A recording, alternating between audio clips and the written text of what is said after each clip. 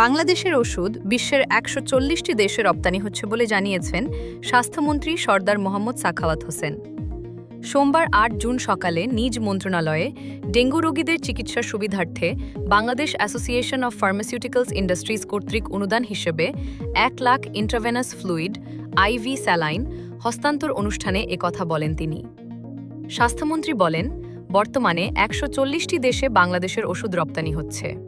এই সংখ্যা আরও বাড়ানোর চেষ্টা করছে সরকার।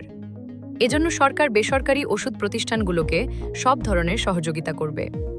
তিনি বলেন, বিগত ১৭ বছর সরকারগুলো কোনো ভেন্টিলেটর, মেশিন, ভ্যাকসিন দিয়ে যায়নি, এমনকি সিরিঞ্জও ছিল না। প্রাইভেট এন্টারপ্রেনারদের সহায়তায় হামের মতো বিপদগুলো মোকাবিলা করেছে সরকার। এছাড়া হামের অ্যান্টিবডি তৈরি হতে ২০ জুন পর্যন্ত সময় লাগবে বলেও যোগ করেন সরদার মোহাম্মদ সাখাওয়াত হোসেন।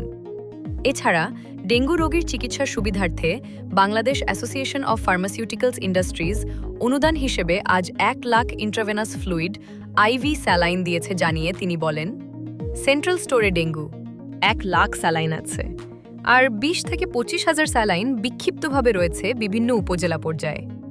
তবে হঠাৎ আরও স্যালাইনের প্রয়োজন পড়তে পারে।